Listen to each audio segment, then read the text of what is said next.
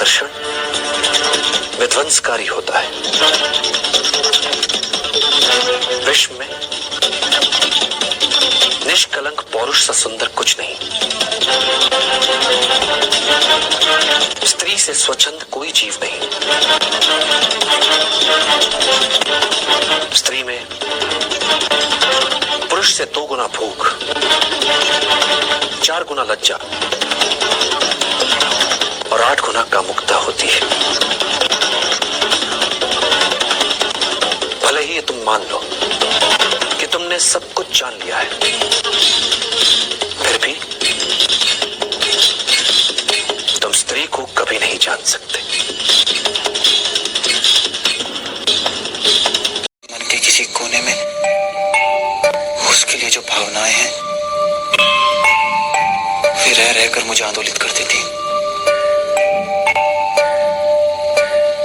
एक प्रकार से कह सकता हूं इसमें तुम्हारी कोई त्रुटि नहीं है चंद्रगुप्त। तुम्हें मैंने सभी प्रकार की विद्याएं दी, किंतु अपने चित्त को संभालने के बारे में तुम्हें कोई ज्ञान नहीं दे पाया, विशेषकर ऐसी संवेदनशील भावनाओं को संभालने के बारे में। क्योंकि समूचे ब्रह्मांड और गणित का ज्ञान तो पुस्तकों से प्राप्त किया जा सकता है, किंतु ये जो मन की आसक्ति से उपजा उद्वेग है उसे अपने अनुभवों से ही समझा जा सकता है। मेरी ये दृढ़ मान्यता है कि बच्चों को पहले 5 वर्ष तक अपने हृदय का टुकड़ा मानकर भरपूर प्रेम देना चाहिए। तो अगले 5 वर्ष उन्हें कड़े अनुशासन में रखना चाहिए, और जब वे 16 वर्ष के हो जाए तो उन्हें अपना प्रिय मित्र मान लेना चाहिए। तो मेरी मान्यताओं के अनुसार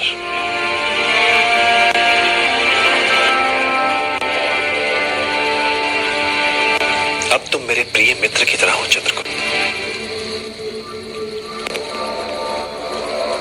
और अब हृदय को समझने के लिए और उसे संतुलित रखने के लिए मैं अपने अनुभवों से तुम्हें विभिन्न मार्ग दिखा सकता हूं। तुम्हें इस समय जिस पीड़ा का अनुभव हो रहा है वो किसी भी तरह से विशिष्ट नहीं है, किंतु तुम्हें लगता है तुम्हारे हृदय में झंझावात चल रहा है। वैसी पीड़ा का अनुभव अब तक विश्व में किसी ने किया ही नहीं होगा,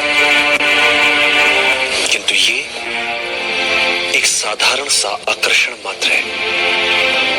एक पुरुष का एक स्त्री के लिए आकर्षण।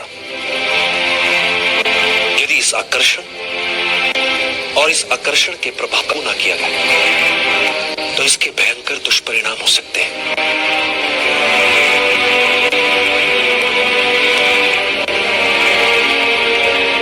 एक बात सदैव याद रखना चंद्रगुप्त, आत्मिक ज्ञान से बड़ा कोई आनंद नहीं, कामुकता से बड़ी कोई व्याधि नहीं, और शारीरिक आकर्षण से बड़ा कोई शत्रु नहीं।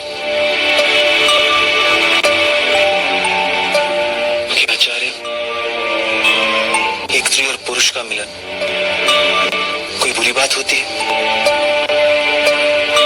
कदापि नहीं। एक साधारण व्यक्ति के लिए यह सामान्य होगा, किंतु जिन्हें महान बनना है,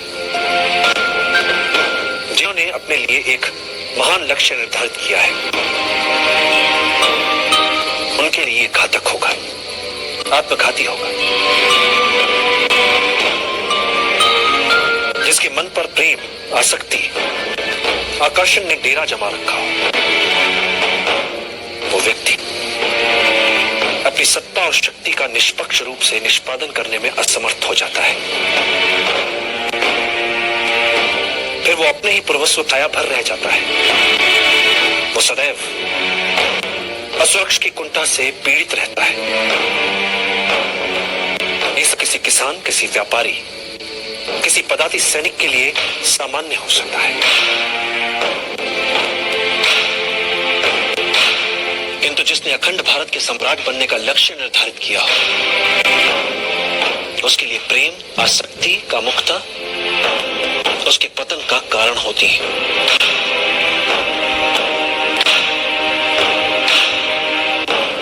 कभी कभी सोचता हूं आचार्य कि यदि इस लक्ष्य को पाने के लिए इतना भारी मूल्य ना चुकाना पड़ता तो। साधारण मूल्य चुकाकर यदि इतना बड़ा लक्ष्य मिल पाता तो कोई भी अखंड भारत का निर्माण कर लेता। फिर ना तो किसी चाणक्य की आवश्यकता होती और ना ही किसी चंद्रगुप्त की।